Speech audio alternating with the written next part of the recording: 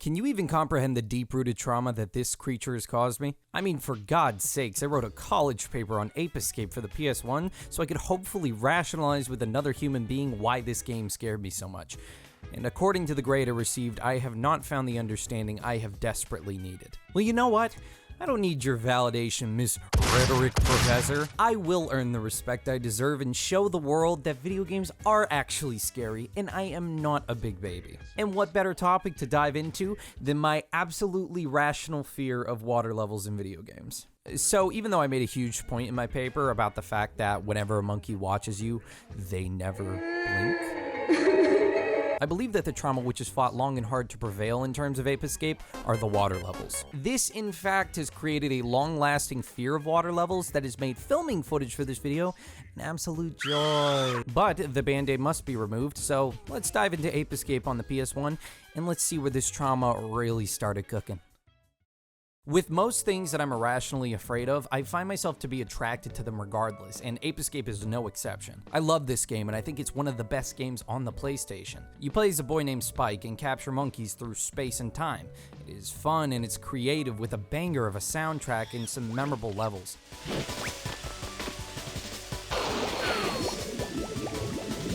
I think that the intention behind the game was to show some thrilling environments and moments, but a lot of the time they look less like this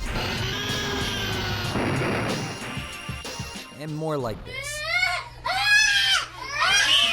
While we are on the instruction booklet, I would like to highlight the phrase, monkeys packing too much heat, with a picture of a monkey holding a gun, you know, as per usual. I could feel the palpable fear starting to creep in when I first saw the water tutorial. My immediate reaction as a stupid baby boy was one of concern for the already difficult control scheme becoming ever more difficult underwater, but that's a point for later. When there is water, there is fishies, so I knew that the future underwater tussles I would encounter would be unsettling to say the least.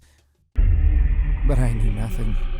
The first level that comes right after the water tutorial, pretty obviously, had the first bit of swimming, which brings us to the instigator of anxiety. I can't find a name for this dinosaur on the internet, so I think something along the lines of Bale Cigar is fitting. There's a certain soul-piercing look in his eyes which sees beyond time and space, yet shows nothing but agony and pain. And ever since I first met him as a child, my dreams have been haunted by his presence and daunting aura, and every waking moment has been a constant reminder of his concentrated evil and hate.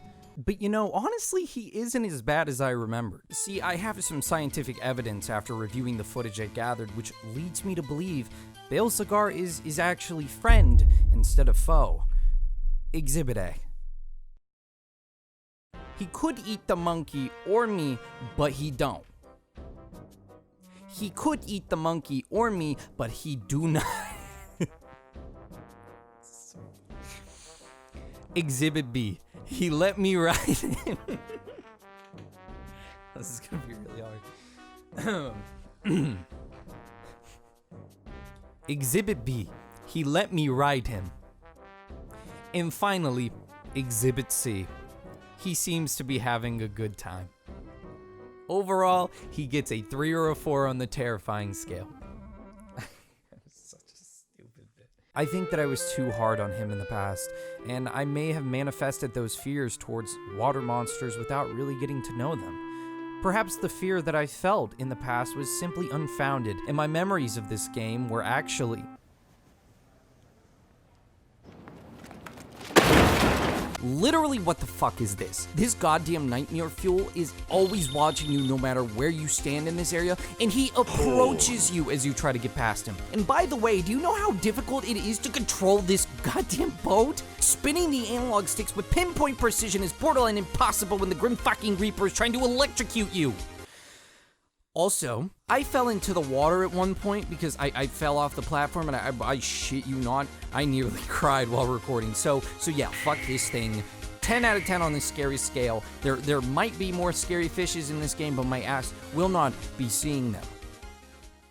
I touched upon the idea before, but a lack of control is one of the biggest factors in why a simple dip in the pool can be one of the most scarring moments in a high-stress situation. Another main issue is that you're not often the apex predator when you get swirled by 13 fucking sea monsters. Water enemies are quite literally made for the water, so you usually get laps run around you while you cry yourself to sleep, mid-drift. And I think that the final issue that leads water levels to being inherently scary for me are the monster designs. Every single time a game has a water monster, it has to be the ugliest fucking thing I've ever seen. Like who makes shit like this? When I started to conceptualize this video, I knew that there was one game which perfected the fear of water in my mind, which is ironically my favorite game. There are a couple of times where you have to enter the water to progress in Shadow of the Colossus, and every single goddamn time I encounter these moments, my ass cheeks clench like a bank vault door. One of the first times it's required is on the third Colossus, Gaius. His platform is in the middle of this giant lake, which you have to swim to. I'm playing the PS4 remake of the game, and when I first hopped into the water, I nearly passed out because you can't see a single thing. I don't think I mentioned this in the script anywhere, and I think it's important to recognize that the reason the water is so dark and the whole game is very dark and blue is because I have the night filter on with the brightness cut all the way up.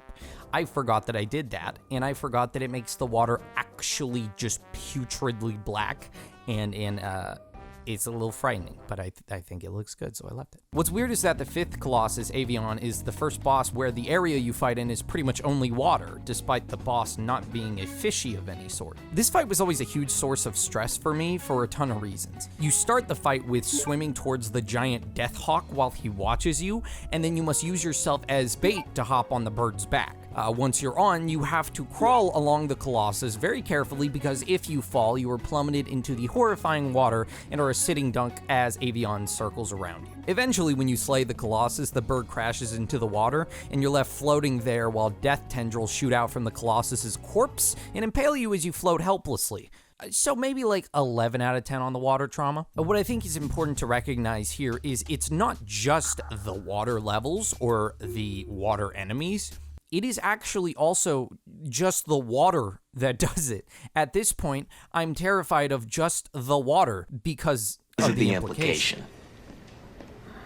Now, as we can all agree, I have made a very compelling argument for why water is scary, but I would like to submit the penultimate terror, which takes everything that I have described and condenses it into one evil creature. I present Hydrus, the seventh Colossus. From the very beginning cutscene, you get this amazing view of the arena, which is both captivating and daunting. It's completely still, which is instantly unnerving, since, you know he's there. And the best part is Hydrus' revealing cutscene doesn't even appear until you touch the water. Every single thing about this fight is anti-Houston in its design. First and foremost, Hydrus is, as previously mentioned, in the middle of a big fucking lake. Second, the boss just circles you to let you know you will be zapped. Very much like, our friend. Third, and I shit you not, you have to actually just wade water in the middle of the lake and wait for the big electric eel snake to get angry at you and lunge. When you grab onto Hydrus, you have to sprint forward to stab the electric prongs on its back to disarm and kill it. At some points, Hydrus feels like it doesn't want you to do that anymore, and it will completely submerge and try to drown you, in which you must slowly float up to the top while the big fish could be anywhere. Eventually, you slay the monster, and just like the Avion fight, you watch the death tendrils slowly writhe through the water and pierce your flesh as you painfully drown and lose consciousness. I can 100% say that facing this boss was the largest catalyst for my fear of water levels in gaming. Everything about this shocked me to my core, and it challenged me, and it stuck with me until now. Hydrus has this perfect storm of anxiety and stress and fear that is obviously stuck with me. Even now, I had to psych myself up while recording the footage for the fight, and I had to take a huge break before attempting it. Despite all of this, I feel a certain level of exhilaration facing this challenge again. It was nostalgic, and it was fun and exciting, and it really helped me reaffirm those weird idiosyncrasies I have developed as a gamer. I am terrified of water levels, and I absolutely get why at this point in my life. Having that understanding has helped me manifest a bit of respect for the underwater warriors who helped shape me into the man I am today. Except for you.